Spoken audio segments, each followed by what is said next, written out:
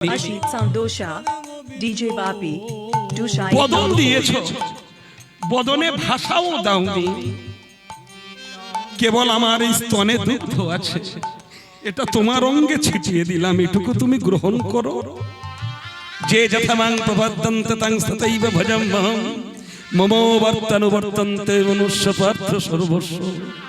গাভীগুলো দুগ্ধ ছুটিয়ে ছুটিয়ে দেয় আর বলে, হে গিরিধারী, কি দিয়ে আর করব সেবা, আমরা কি দিয়ে আর করব সেবা,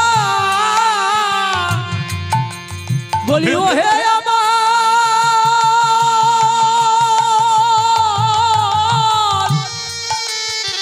প্রাণ গোবিন্দ, আমরা কি দিয়ে আর করব সেবা।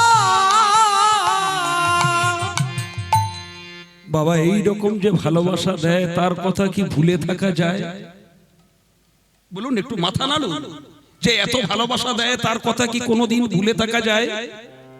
আমার কথাগুলো একটু শেয়ার করুন। তাই গৌর সুন্দর গোবিন্দ ব্রজলীলা ত্যাগ করে গৌর হয়েছে, কিন্তু ওই ধবলির কথা তো মনে পড়বে যে আমাকে এত ভালোবেসে, বদন ছিল, বাক্য ছিল না, চারটি পা ছিল, হস্ত ছিল না, তারা এত আমার অনুগত।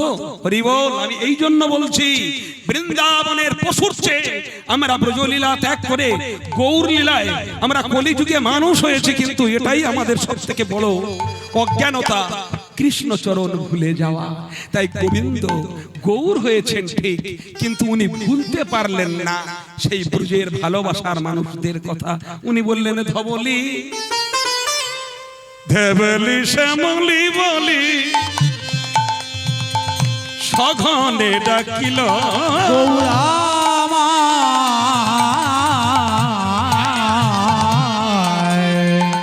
ধবলি শ্যামলি বলি সঘনে ডাকিল, গৌরামা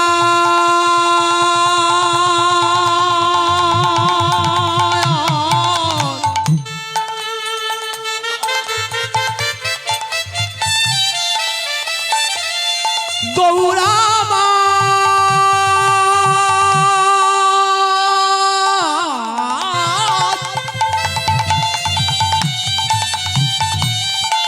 পুরবে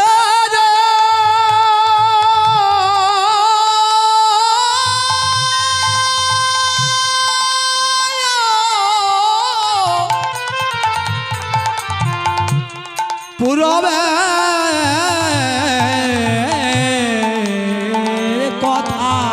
স্মরণ করে ধবলি শ্যামলি বলি ডাকিতে লাগিল,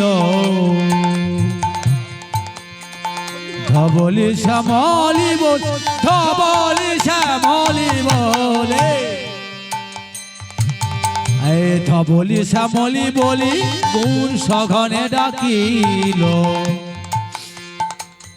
ভালোবাসার কি কথা ভুলে থাকা যায়? কথা কি ভুলে থাকে? ভালোবাসার কথা কি ভুলে থাকা যায়? ভালোবাসার কথা কি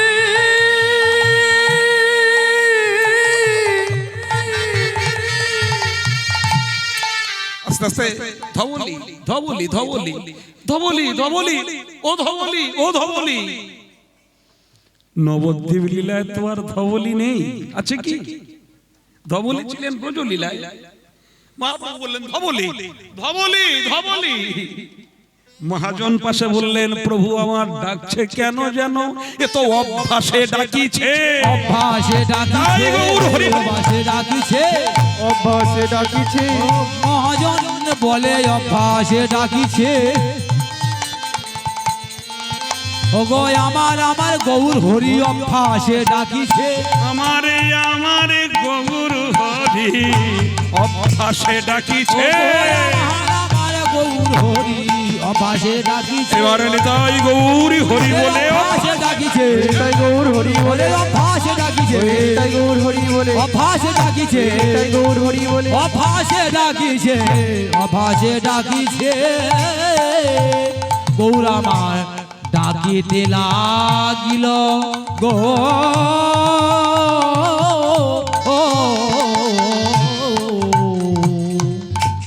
আমার কীর্তনটি আজকে সকালবেলা আমি গাইব বৈষ্ণব পদাবলী সাহিত্যের একটা কীর্তন, একদম বৈষ্ণব পদাবলী। জীবনে যতদিন বেঁচে থাকবেন আপনারা আমার পিতৃসম, আপনারা আমার মাতৃসম, আপনারা আমার ভাতৃসম। আপনাদের চরণে নিবেদন করে যাই, ফালসা কোনো গল্প শুনবেন না, ওটা কীর্তন নয়। কীর্তন হলো আধ্যাত্মিক চেতনা জেগে যায়, কীর্তন হলো একটা বৈষ্ণব জগতের সাধন সঙ্গীত। এই কীর্তনগুলো আমরা গাইতে পারি না, বড় দুঃখ হয়। এই সকালবেলা কিছু কথা বলবো আপনাদের কাছে, ভালো করে ধৈর্য ধরে ধরে বলবেন। ধবলি অভ্যাস, ব্রজধামে উনি ধবলি বলে ডাকতেন, সেই অভ্যাসটা নদিয়া লীলায় জেগে গেছে, তাই ধবলি বলছেন। এটা অভ্যাস। তাহলে বলুন তো, বাজারে তো একটা বিড়ি খেতে খেতে বিড়িখোর হয়ে যাওয়া যায়, কেউ মদে খেতে খেতে মদখোর হয়ে যায়। আচ্ছা, কেউ একবার নাম করতে করতে নামই হয়ে যেতে পারে না? আমি 30টা বছর ধরে গাইছি, কেন জানি না আমি আপ্লুত হৃদয়ে মাঝে মাঝে কেঁদে কেঁদে তাকে ভালোবাসা জানাই। এই ভালোবাসাটা একজন কেউ কেন চোখের জল ফেলে আমরা কাঁদতে পারলাম না? অভ্যাস, অভ্যাস যেমন তর, ছেলে মেয়ে পাবি ঠিক তেমন তর। স্বামীতে স্ত্রীর নাই রে নিষ্ঠা, স্ত্রীতে স্বামীর নাই রে টান। এমন তর চলন যাদের শ্রদ্ধা হারা হয় সন্তান। অভ্যাসটা খুব বড় জিনিস, ঠিক না? অভ্যাসে বলুন, বলতে বলতে আপনি এমন একটা অভ্যাস হয়ে যাবেন না, ঘুম ঘরেও সেটা বলবেন হরে কৃষ্ণ হরে কৃষ্ণ। কারণ মহাপ্রভুর বদনটা এমন একটা অভ্যাস ছিল, আপনারা ভালো করে জানবেন। উনি বিষ্ঠা ত্যাগ করতে গিয়ে ওনার জিহ্বা হরে কৃষ্ণ হরে কৃষ্ণ হরে কৃষ্ণ। ভক্ত বলেছিলেন, প্রভু আপনি বিষ্ঠা ত্যাগ করছেন অথচ আপনি হরে কৃষ্ণ বলছেন। হ্যাঁ, বিষ্ঠা ত্যাগ করতে করতে হরে কৃষ্ণ। বিষ্ঠা ত্যাগ করতে করতে বদনটা জিহ্বা জিহ্বা হরি বলে একটু ভুল হয়ে গেল। বিষ্ঠা ত্যাগ করতে গিয়ে জিহ্বাটা কামড়ে ধরেছিলেন।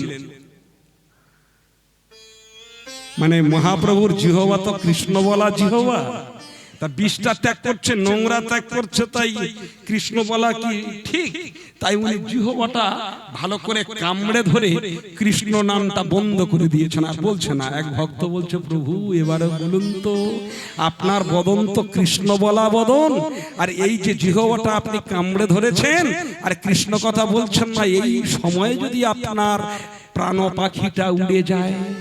টুক করে শোনার পরে জিহ্বাটা ছেড়ে দিয়ে হরে কৃষ্ণ হরে কৃষ্ণ হরে কৃষ্ণ হরে কৃষ্ণ। এটা হলো অভ্যাস।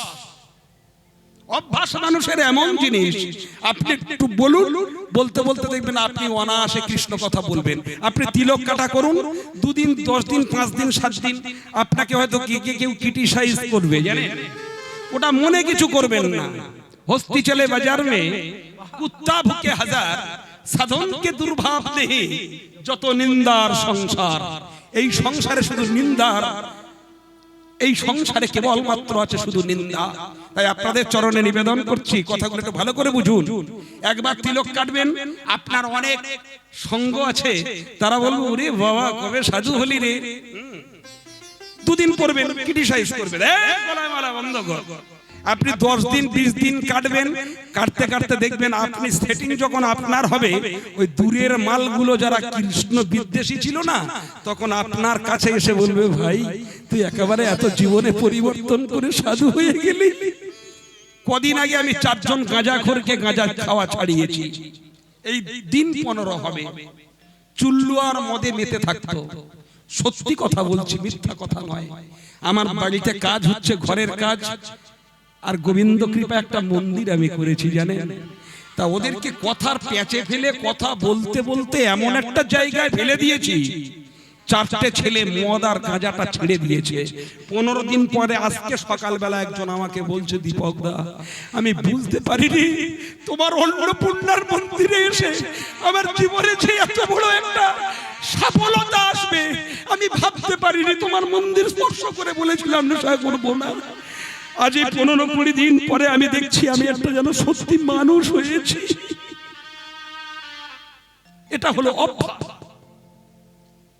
তাই গোবিন্দ যেমন ব্রজপুরে ধবলি শ্যামলী বলে ডাকতেন, উনি ঠিক আজ নবদ্বীপ ধামে এসে ধবলি বলছেন। মহাজন বলছে প্রভু অভ্যাসে যাচ্ছে ধবলি, কিন্তু এখানে তো ধবলি নাই, তাহলে উনি ধবলি বলছেন কেন?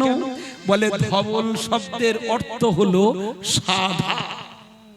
সাদা ধবল, ধবল ধবল মানে সাদা। তা মহাপ্রভুর এটা সাদা বলি, মহাপ্রভুর এটা সাদা বলি, তাই উনি ধবলি বলছেন। আবার উনি তবে শ্যামলী বলছেন কেন? বলে শ্যামলী বলছেন এই কারণে, ওটা শ্যাম ভাব অবলম্বনকারীকে শ্যামলী বলা হয়। একটু ভাষাগুলো শুনবেন। তাহলে এই ভাবগুলো নিতে গেলে কোন কোন ভাবের পরিবর্তন হতে হয়, পরিত্যাগ করা উচিত? মহাজন বললেন জাতি বিদ্যা মহাপঞ্চা রূপ যৌবনমেব চ অতি যত্নে পরিবর্জয়েত পঞ্চভক্তিকা কণ্ঠকা। আপনাদের চরণে নিবেদন, কত সুন্দর একটা ভাষা দেখুন। জাতি বিদ্যা মহাপঞ্চা রূপ যৌবনমেব চ অতি যত্নে পরিবর্জয়েত পঞ্চভক্তিকা কণ্ঠকা। মনে মনে এমন অহংকার হয় আমি বড় জাতিতে জন্মগ্রহণ করেছি, আমি ব্রাহ্মণ, আমি চ্যাটার্জি ব্যানার্জি বন্দ্যোপাধ্যায়। কোন জাতিতে যেও না, বড় জাতির অভিমান করে বসো না, ঠিক না বাবা? বড় জাতিতে কোনদিন ভগবান চরণ মেলেও নি। একটা পদাবলী থেকে একটা ছোট্ট শিক্ষা, আপনাদের একটু শিক্ষণীয় কথা আমি একটু বলি। জাতির অহংকার করবেন না, এটা পঞ্চ কাঁটার মধ্যে একটা কাঁটা। জাতি বিদ্যা, আমি বড় বিদ্বান ব্যক্তি, আমার বিশাল পাণ্ডিত্য অহংকার আছে, হবে না, ঈশ্বর চরণ লাভ হবে না। জাতি বিদ্যা মহাতঞ্চ, আমি মহৎদানী ব্যক্তি, আমার দ্বারা হবে না। জাতি বিদ্যা মহত্ব রূপ, আমি অতি সৌন্দর্যশীল ব্যক্তি, আমার দ্বারা হবে না। যৌবন, আমি যৌবন সম্পন্ন ব্যক্তি, আমার এই ক্যাটাগরি যদি থাকে, আমি কোনোদিন আভিজাত্যের জায়গা দাঁড়িয়ে থাকবো, আমি কোনোদিন নিচে নামতে পারবো না, আর এর দ্বারা কোনোদিন কৃষ্ণ চরণ লাভ হবে না। অমন কি করে উত্তম, আর মন কি করে উত্তম কুলে। মায়ের একটু উলুধ্বনি দিন তোমার মা।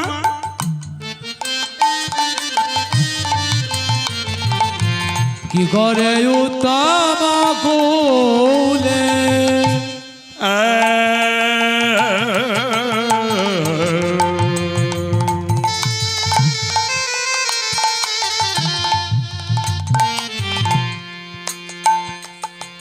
কি করে উত্তম আরে কি করে উত্তম কুল। যে কুলেই কেন জন্ম হবে না, যে কুলে কেন জন্ম হোক না, কেবল ভক্তি আরে কি করে কুল। যে কুলে তোমার জন্ম হোক না, কি কুলে কেন জন্ম হোক না, কেবল ভকত মূল রে, কেবল ভকতি মূল। বলে ভক্তি থাকলে আমার বাবা বাহ কৃষ্ণ মেলে, ভক্তি থাকলে আমার কৃষ্ণ মেলে।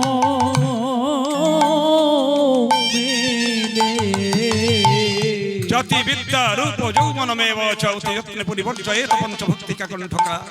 জাতি বিদ্যা মহত্ব রূপ যৌবন, এই সমস্ত অহংকার গুলো ছেড়ে দিয়ে নিচু হয়ে যাও। আরে ভক্তি নইলে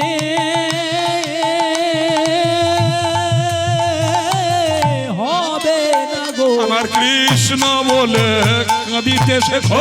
ভক্তি নইলে হবে না গো, কৃষ্ণ বলে ভাগে থাকো, কৃষ্ণ বলে কাঁদিতে থাকো। তোমার জাতির গর্বে হবে না গো। কি করে উত্তম আর কি করে উত্তম কুল। কোন কুলের দ্বারা হয় কৃষ্ণ সেবা হয়? কোন কুলের দ্বারা হয় বলুন? বড় উঁচু বংশের দ্বারা হয়? যদি আপনারা প্রমাণ করতে চান যে উঁচু ব্যক্তি, খুব দামি শিক্ষা ব্যক্তি, দর্শনীয় ব্যক্তি, পণ্ডিত ব্যক্তি, রূপবান ব্যক্তি, ধনৈশ্বর্যশীল ব্যক্তির দ্বারা কৃষ্ণ সেবা হয়, আমি বলবো ভুল। তাই যদি হয়ে থাকে বলুন তো হনুমান কোন জাতি বিশেষ? হনুমান কোন জাতি? মর্কট, যাকে বলা হয় একবার পশু জাতি। পশু জাতির কত জ্ঞান আপনারা জানেন? এটা ভালো কথা, আপনারা বারবার হয়তো শুনেছেন। যখন কিনা সীতাকে অন্বেষণ করার পরে এলেন, তখন জনকনন্দিনী জানকী বলেছিলেন প্রভু রামকে যে আমি যদি কিছু দিতে হয় আমি হনুমানকে আমিই দেব। রামচন্দ্র যখন ভালো করে বসলেন সিংহাসনে, রামচন্দ্র দু হাতে বিলাতে লাগলেন, যাদের যতটুকু প্রাপ্য দিয়ে যাচ্ছেন। কিন্তু বড় যিনি সব থেকে বড় কৃতিত্বপূর্ণ হনু পশু, দুটো হাত নিয়ে দাঁড়িয়ে আছে। সভাসদ লক্ষ লক্ষ জনসমাগমে শেষে আসছেন আমার জনকনন্দিনী। সব বড় বড় খেলোয়াড়ের খেলা দেখার পরে একটা সিনিয়র খেলাটা দেখার জন্য সবাই প্রতীক্ষায় থাকে না? শেষে একটা কুলের কুলবধূ রাজসভায় আসছেন। সীতা জনকনন্দিনী ঘোমটা টেনেছেন, গলার সেই মহামূল্য মালাটা দেবেন সবার সম্মুখে। এত বড় ভূষণে এমন বড় ভূষণে ভূষিত করবেন, এত বড় একটা কিছু দান করবেন, সবাই দেখছেন হনুমান এইভাবেই আছে। আর আমার মা সীতা দেবী গজমতির মালাটা নিয়ে যেই পরিয়েছেন, হারটা নিয়ে পরিয়েছেন হনুমানের গলায়। হনুমান চারিদিকে অবলোকন করে দেখছে।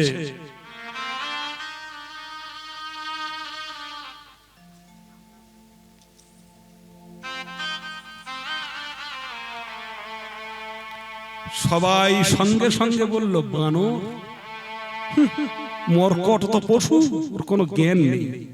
এত মানুষের মধ্যে এত দামি পুঁথিগুলো টুকরো টুকরো করে ফেলে দেয়, কেউ কিছু বলছেন না। কিন্তু শেষে একজন বলে ফেললেন, কে জানেন? লক্ষণ।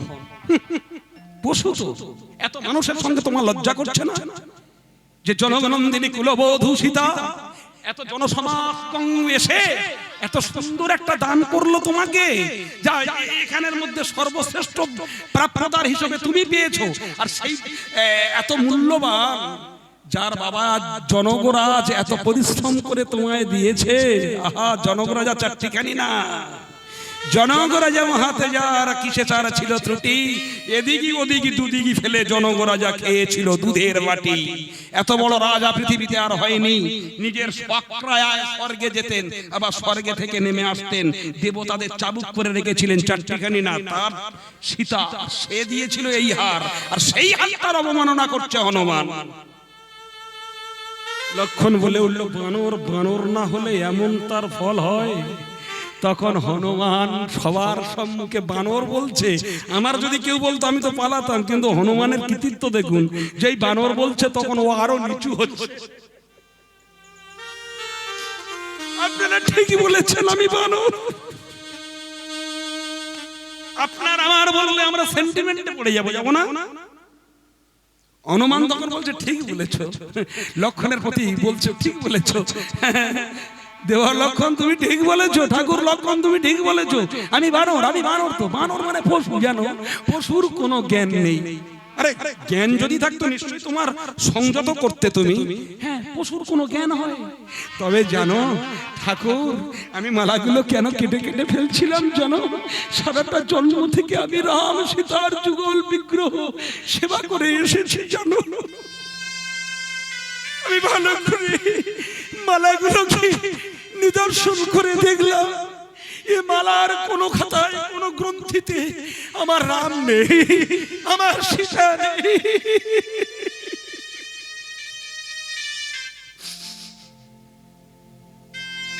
রাম সীতা বিহীন মালা অঙ্গে ধারণ করার কোনো আবশ্যকতা নেই, তাই আমি ছুঁড়ে ফেলে দিলাম। লক্ষণ বলল, বারে ভালো বুঝো, তাহলে বলো তো তুমি যে হৃদয়ে খানা করেছো ধারণ, শুক্র সলিত মর্যা মাংস মেদে অস্থিত, এই সপ্ত ধাতু দিয়ে বিধি গড়েছে মানব, তাহলে বলো হনু, যে অঙ্গ তুমি করেছো ধারণ সেই অঙ্গে তো রামে নেই, সীতা নেই, কেন তুমি অঙ্গ করেছো ধারণ? আমার অঙ্গের ভিতরে রাম নেই, আমার ভিতরে সীতা নেই। ওগো লক্ষ লক্ষ জন সমাগমের মধ্যে হনুমান দুটো হাত তুলে বলছে, আপনারা শুনে রাখুন, যদি আমার হৃদয়ে মাঝারে যদি রাম না থাকে, আমার হৃদয়ে মাঝারে যদি সীতা না থাকে, বৃথা অঙ্গ আমি করেছি ধারণ। আপনারা দেখুন, শুভ্র 10টি নখাঙ্গুলি দ্বারা হনুমান নিজের হৃদয়কে বিদীর্ণ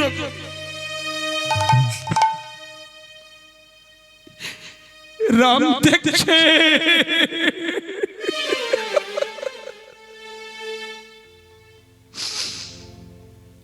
হনুমানের প্রতিটি হৃদয়ের রক্ত বিন্দুর সাথে লেখা রাম, আর আমার সেই রাম সীতার যুগল মূরতি সবাই দেখছে। গাও মনা প্রাণ ভরে শ্রীরামের গুণগান, একবার তাই গৌর মন প্রাণ বলে শ্রীরামের গুণগান গাবন প্রাণ ভরে শ্রীরামের গুণগান।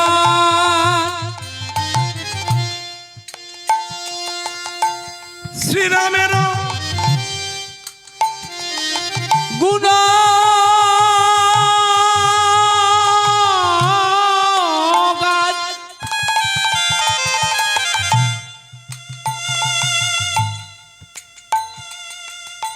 শ্রীরামের গুণগান, ও গো গাবন প্রাণ ভরে বাবা শ্রীরামের গুণগান গাবন প্রাণ ভরে শ্রীরামের গুণগান।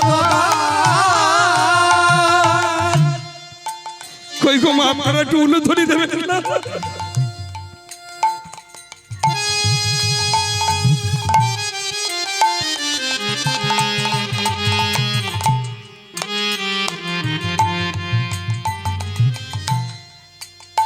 অঙ্গ শীতল হবে প্রাণ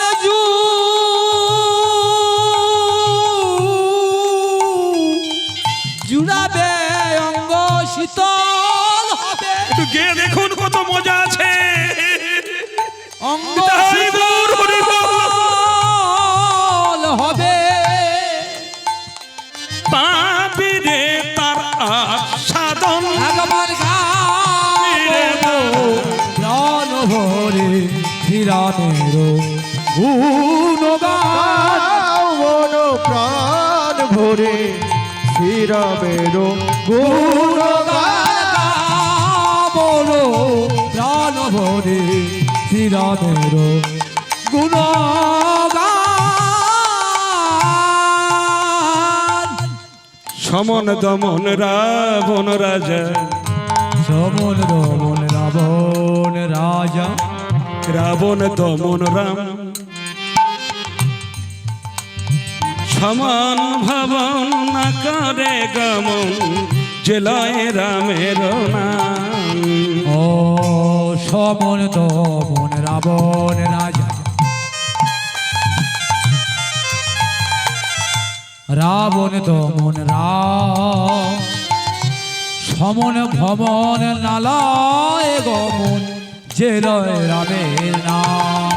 রাজা রাম, রাজা রাম, রাজা রাম, রাজা রাম, রাজা রাম, রাজা রাম, রাজা রাম, রাজা রাম, রাজা রাম, রাজা রাম, রাজা রাম, সীতারাম। রাজা রাম, রাজা রাম, রাজা রাম, রাজা রাম, জয় রাজা রাম, সীতারাম, সীতারাম।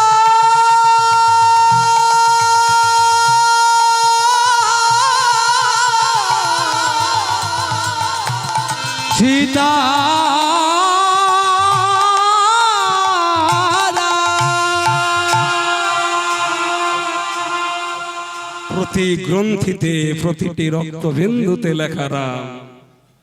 এরাই হলো ভক্ত। পশু হলেও সে পশুর কাণ্ডজ্ঞান ছিল, কিন্তু মানব সমাজের ইতিহাসে আমরা কত শিক্ষা লাভ করেছি, কত কোয়ালিফিকেশন নিয়েছি। বড় মনের মানুষ হতে পারিনি, বড় রূপের, বড় বাড়ির, বড় বংশের, অনেক কিছু অনেক বড় হয়েছি, কিন্তু যে বড় আমার গোবিন্দ চরণের মতো হয় না, সে কোনোদিন বড় হতে পারে না। জ্ঞান বিদ্যা দুই কিছু নাহি জানত, সে যদি গৌরাঙ্গ করে সার, নয়নানন্দে ভনে সেই সে সকলেই জানে, সর্বশুদ্ধি কর তলে তার। যে জগতের সবকিছু জানার পরেও কৃষ্ণ চলন ভুলে যায়, তারা অমানুষ।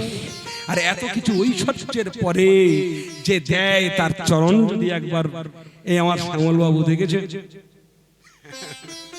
কত টাকা খরচ করছে বলুন তো দেখি, কত টাকা খরচ করে এই হরিবাসরটা দিচ্ছেন। আর বাড়িতে গেলাম, সেই এসবেস্টসের ঘর, ছোট্ট একটা টালির ঘর, আমার রাধা মাধব বারান্দায় বসে আছে। আমি মন্দিরে উঠে একটু চোখের জল ফেললাম, রাধা মাধব তুমি আছো গিরিধারী। যে ভক্ত সারাটা জীবন ধরে কঠিন পরিশ্রম করে নিজের রক্ত মাংস নিমৃত দেহ দিয়ে কঠিন পরিশ্রম করে যে অর্থ সঞ্চয় করলো, কেবলমাত্র এমন ভাবে অর্থগুলো বের করে দিল,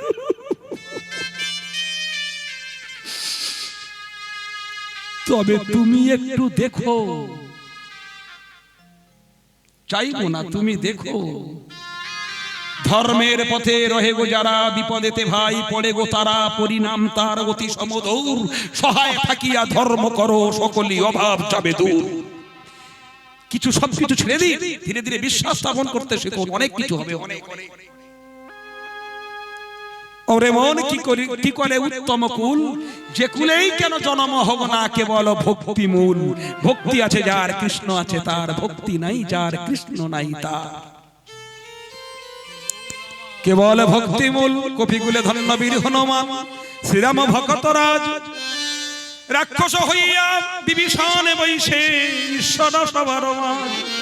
শুধু সে কথা নয়, দৈত্যের ঔরসে প্রহ্লাদ জনমী, দৈত্যের ঔরসে প্রহ্লাদ জনমে।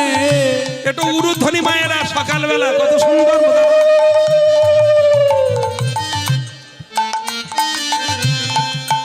ও গো দৈত্যের ঔরসে প্রহ্লাদ জনমে, কি সুন্দর ভাষা। দৈত্যের ঔরসে প্রহ্লাদ জনমী, ভুবনে রাখিল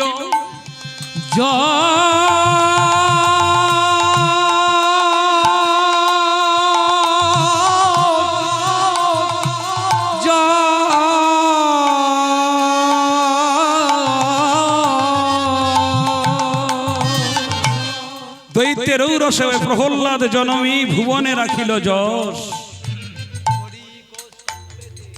স্ফটিক স্তম্ভেতে প্রকট নৃসিংহ, হইল যাহার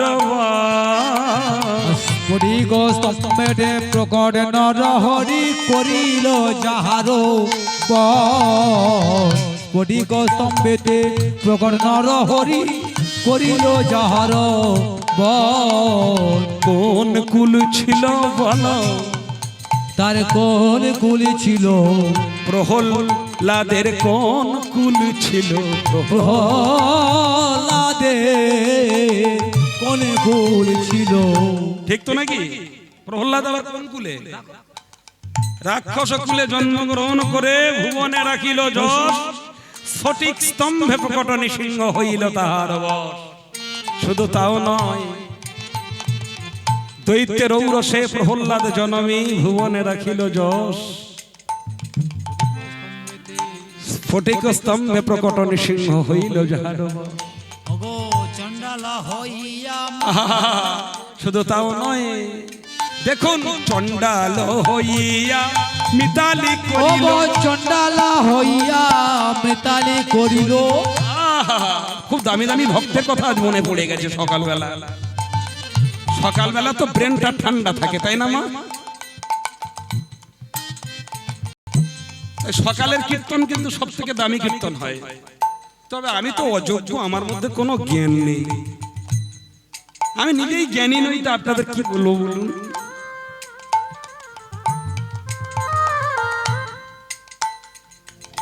দেখো না কেমন মিতালি করিল, দেখো না কেমন মিতালি করিল, কুহক চণ্ডাল মারে। দেখো না কেমন মিতালি করিল, কুহক চণ্ডাল মারে। রামচন্দ্র বন্ধু খুঁজে পায়নি, জানো দশুদা? রামচন্দ্র বন্ধু খুঁজে পায়নি। কার সঙ্গে বন্ধুত্ব করেছিলেন? তখনকার দিনে নিচু জাতের যদি ছায়া বড় জাতের গায়ে লাগে, গঙ্গায় স্নান করে সমাজপতিরা সমাজে তুলতেন। সেই সময় দশরথ তনয় রামচন্দ্র মিতালি করেছিলেন চণ্ডালের সাথে।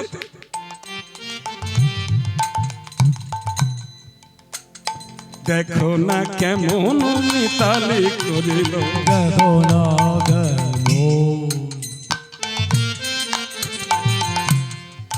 দেখো না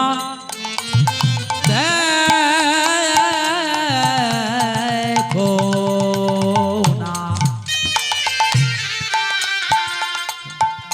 এই দেখো না কেমন সাধনা করিল, দেখো না কেমন মিতালি করিল, কুহক চণ্ডাল মারে। গ্রহক চণ্ডাল মারে। বিদুরের আমার কিবা গুণ ছিল, কিবা কুলাচার ছিল বিদুরের।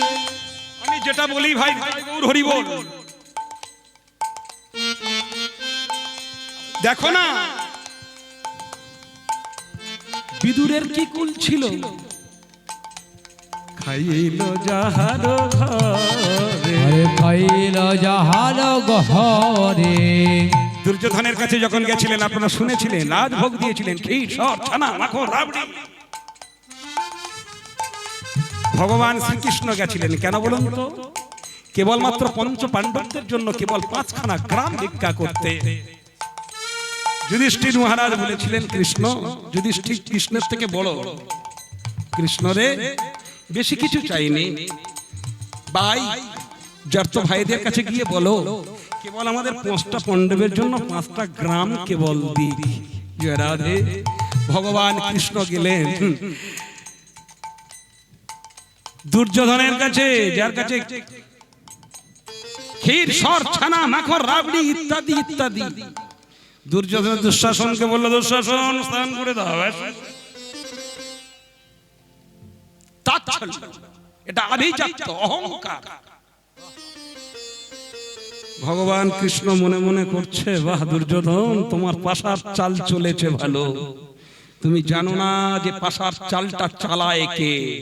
আর্থ ইজ এ ড্রামাটিক্যাল ট্রেজ, man is actor, and is god is director. এটা জানা প্রয়োজন। সুন্দর সাজানো পৃথিবীর নাটকীয় মঞ্চের মঞ্চস্থ করছি আমরা এক একটা নায়ক আর নায়িকা, কিন্তু আমাদেরকে ডিরেকশন যিনি দিচ্ছেন তিনি হলেন আমার ঈশ্বর পরমা কৃষ্ণ সচ্চিদানন্দ বিগ্রহ, যিনি অনাদিরাদি গোবিন্দ সর্বকারণের কারণম। নিতাই গৌরী ব্রহ্মানন্দ হরি বল। দুর্যোধনের বাড়ি এত দামি দামি কিছু ছিল, বলো কিসের জন্য এসেছো? ভগবান কৃষ্ণ বলেছিল, দুর্যোধন মিটিয়ে নাও ভাই ভাইয়ের ব্যাপার, 5টা গ্রাম দিলে ঝামেলা মিটে যায়, তাই না? এমন 5খানা গ্রাম চেয়েছিল, মাথাটা বিগড়ে দিয়েছিল জানেন।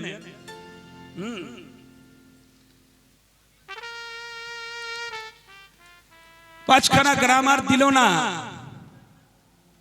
দুঃশাসন দড়ি নিয়ে বাঁধার জন্য দুর্যোধন বলছে, বাঁধো একে, একে বাঁধো। তখন ভগবান কৃষ্ণ বলেছিল, আমায় বাঁধবে? এত বড় স্পর্ধা তুমি আমায় বাঁধবে? মনে মনে ভাবছে, তা বাঁধো। আমার মা এত পরিশ্রম করে আমায় বাঁধতে পারেনি, তুমি কি ছাড় বাঁধনা আমায় বাঁধতে পারো বলো? হরি বল। যিনি অনন্ত ব্রহ্মাণ্ডের কর্তা, যিনি কৃষ্ণ রসময়, ভালোবেসে দয়া করে ধরেছিল রাধার পায়ে। বলুন সবাই শ্রীকৃষ্ণের জয়। নির্মল প্রেমের হবে উদয়, যদি রাধা রানীর কৃপা হয়, দেখা দয় মদন মোহনে। যুধিষ্ঠিরের কথাটা মাথায় নিয়ে দুর্যোধনের কাছে গেল। দুর্যোধন তাড়িয়ে দিল দূর দূর করে। আপনারা জানেন উনি কোথায় আর যাবেন? উনি গেলেন বিদুরের কাছে। বিদুরের কাছে যখন গেছেন, বিদুরের স্ত্রী, এটা শোনা কথা আপনারা অনেকবার শুনেছেন, সেই কলা পেয়ে নিয়ে ছোপলাগুলো নিয়ে গোবিন্দের মুখে দিয়েছেন, আর শ্বাসগুলো নিয়ে চেলে চেলে ফেলে দিয়েছেন। হ্যাঁ, কৃষ্ণ কি করছিলেন জানেন? ভক্তিমতী মায়েরা, আপনাদের চরণে নিবেদন, দেখুন কত বড় শ্রদ্ধা, কত বড় শিক্ষার বিষয়, কত আভ্যন্তরীণ ভালোবাসা না থাকলে এটা হয় না। ছোপাগুলো তুলে তুলে দিচ্ছেন, আর আমার গোবিন্দ একেবারে নির্লিপ্ত নয়নে, চোখের পাতা পড়ছে না, অপলক দৃষ্টিতে শুধু সেবা করছে, অপলক দৃষ্টিতে সেবা করছে, ছোপাগুলো খাচ্ছে। আর কেমন ভক্তিমতী মা দেখুন, যে কার বাড়িতে এসেছেন ভাবার আগে আগে আগে কার বাড়িতে কে এসেছেন এটা প্রথম স্টেজ। কত যুগ যুগ ধরে সমাশ্রিতাং যে পদপল্লবং প্লবং মহাৎপাদং পূর্ণ যশ মুরারে ভবাতিং বৎসপাদং পদং পদং যে বিপদং নতেসা। অনন্ত ব্রহ্মাণ্ডের কর্তা যিনি কৃষ্ণ, যিনি একলে ঈশ্বর কৃষ্ণ আর সব বৃত্ত, যে জয়ছে নাচায় তারে তৈছে করে নিত্য, যার উপরিভাগে আর কেউ নেই, সেই জন এসেছেন। তাকে এতটা শ্রদ্ধা দিতে হয়, ভালোবাসা দিতে হয়, সবকিছু পরাশরি ভুলে গেছে, ছোপলাগুলো তুলে দিয়েছে কৃষ্ণের বদনে। নিতাই গৌর হরি বল। কোন কথা নয়, উনি সেবা করছেন।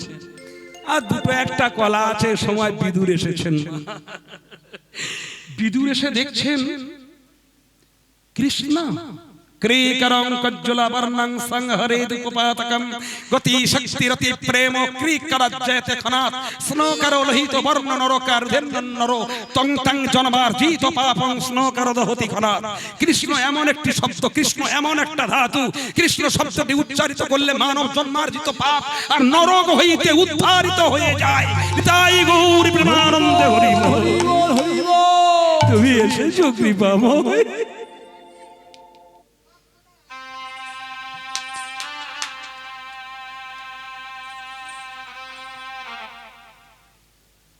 তুমি এসেছো।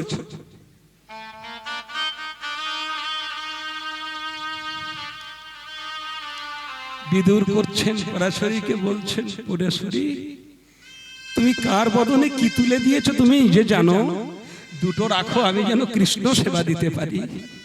বেশি বড় কথা নয়, ছুটলেন, স্নান করলেন, স্নান করার পরে নিজের পুরুষের সেই পৌরসত্বের যে বসন, ঢাকার যে বসন, উনি স্নান করে কখন যে একেবারে উলাঙ্গা হয়ে নিরাতে নিরাতে আসছে কৃষ্ণ বলে। পরাশরী না হয় ভাবলাম একটা মহিলা, অবলা নারী জাতি, না হয় ছোপা তুলে দিয়েছেন, শ্বাস ফেলে দিয়েছেন। ওগো বিদুর তুমি তো পণ্ডিত, ওগো বিদুর তুমি তো জ্ঞানী, তুমি এটা কি জানো একটা পুরুষের পৌরসত্ব না ঢেকে রাস্তায় হাঁটা যায় না? যায়, তাকে পাগল বলা হবে। কাপড়টা নিয়াতে নিয়াতে বিদুর আসছে। কৃষ্ণ নাম গাইতে গাইতে আসছে। এসে ঘরে এসে দেখেছেন কলা আছে, সেবা দেবেন। কৃষ্ণ মা পরাশরের দিকে চাইছে, আর ওদিকে বিদুরের দিকে চাইছেন আর হাসছেন। পণ্ডিত প্রবর, তুমি তো বলে গেলে মা পাগল। হ্যাঁ, এবার আমি তো ভালো করে ভেবে দেখছি, বেশ ভালো। দেখি দেখি দেখি পরাশরী পায়ের শব্দ পেয়েছেন, স্বামী এসেছেন, পায়ের শব্দ পেয়েছেন, চমকে তাকিয়ে দেখছেন। ছি ছি ছি ছি ছি ছি ছি, তোমার লজ্জা করে না? কেন, কিসের লজ্জা? তোমার বসনের দিকে চেয়ে দেখেছো? বসনটা খুলে নিয়ে টুক করে পড়তে যাবে, টুক করে আমার গোবিন্দ হাত ধরেছেন। দাঁড়াও বিদুর,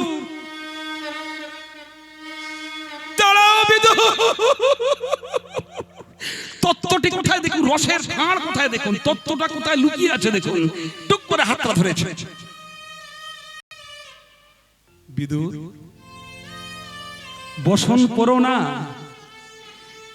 যতক্ষণ কোন ভক্তের বিষয় বাসনার বসন গায়ে থাকে ততক্ষণ তার অহংকার জেগে যায়। ভক্তিমতী মায়েরা, ভক্ত মন্ডলী, আপনাদের চরণে নিবেদন, একটু কঠিন জায়গা আলোচনা হচ্ছে দেখুন। শ্মশানে বসে আছেন কে জানেন? শ্মশানে বসে আছেন ভক্ত ত্রৈলঙ্গ স্বামী, ন্যাংটা হয়ে। তা ভক্ত একটা বড় দামি ধুতি কিনে নিয়ে গুরুদেবের কাছে দিয়ে বলেছিলেন, গুরুদেব আপনি ন্যাংটা হয়ে বসে আছেন, খুব খারাপ লাগছে, আপনি ধুতিটা পরুন। পাশে থেকে এক মুঠো ছাই তুলে নিয়ে ত্রৈলঙ্গ স্বামী বলেছিল, বলতো এটা কি? বলে কেন ছাই? এখন দেখতো কি? বলে এখন আর কিছু নাই। ওরে অমূল্য, আমিও তাই। এখন দেখছিস আমি ত্রৈলঙ্গ স্বামী, দুদিন পরে দেখবি পৃথিবীর ইতিহাসে আমি আর। কথাটা কোথায় বলুন ভক্তমতী মায়েরা? কথাটা সম্ভবের কথা। আমি মুছে যাব। কত দেয়ালে দেয়ালে দেখবেন কত কিছু ব্যানার লেখা থাকে, আটেরা কত কিছু ছবি দিয়ে দেয়। ভোটের সময় রাজনীতির নেতারা এসে যখন চুন মেরে দেয়, দেয়ালটা পুরো সাদা হয়ে যায়। পৃথিবীর ইতিহাসে আমি অনেক কিছু অ্যাড করেছি। যেদিন আমার ডাস্টার দিয়ে চুন মেরে দেবে, এ দীপক মণ্ডল পৃথিবীর ইতিহাস থেকে মুছে যাবে, কেউ আর আবার খবর রাখবে না।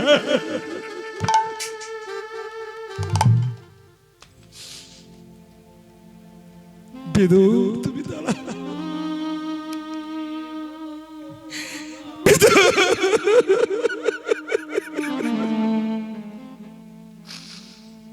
ধন্য তুমি পণ্ডিত বিদুর,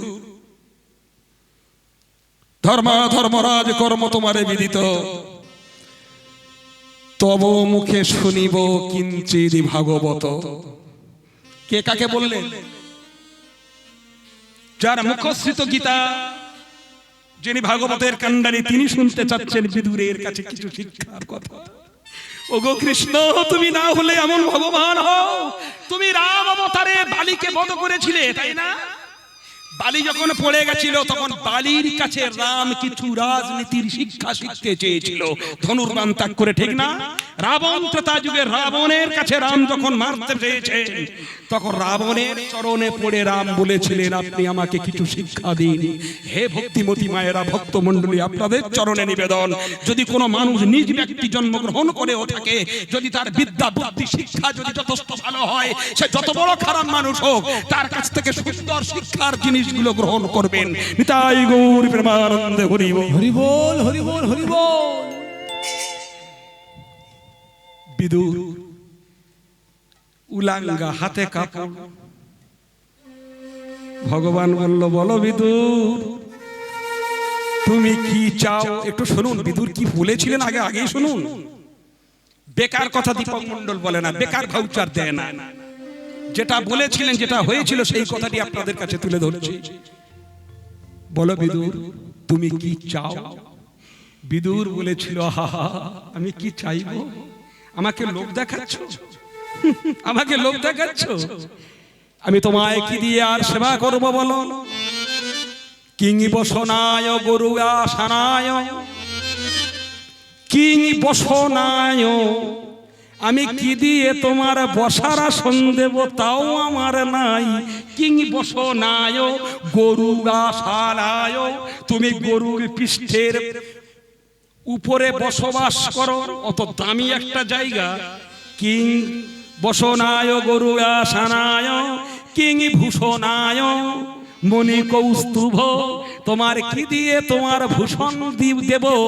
আমি যাও জানি না, যার বদনে এমন মণি কৌস্তবের মতো মাণিক্য শোভা বৃদ্ধি করে। আমি তোমার কি দিয়ে স্তব করি? সরস্বতী বাগে সুকান্ত, আমি কি দিয়ে তোমায় বন্দনা করব? না আছে আমার ভাষার কোন পরিপাঠতা। আমি ভাষা বলে কিছু জানি না, যে চরণে সরস্বতী বন্দনা করে, চরণ বন্দনা করে,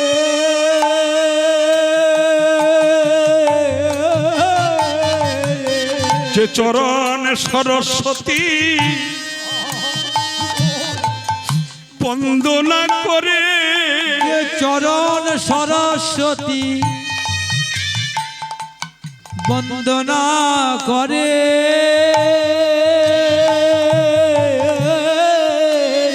ওগো গিরিধারী, তোমার উপযুক্ত বসন দেওয়ার আসন দেওয়ার মতো স্থান আমার নেই,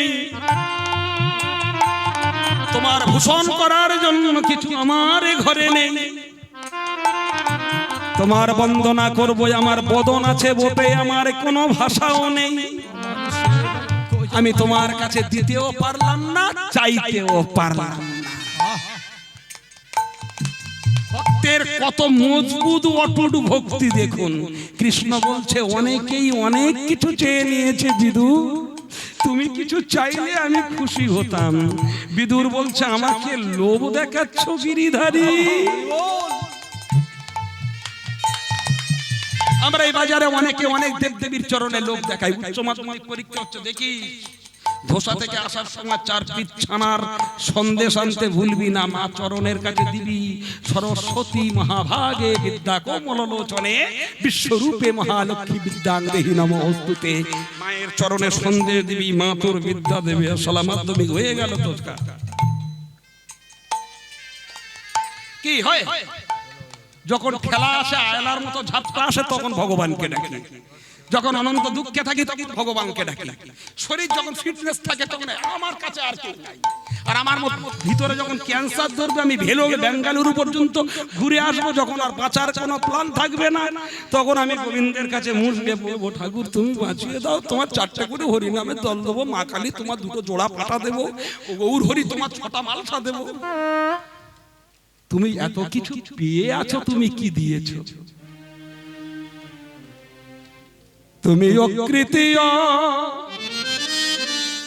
ধম বলে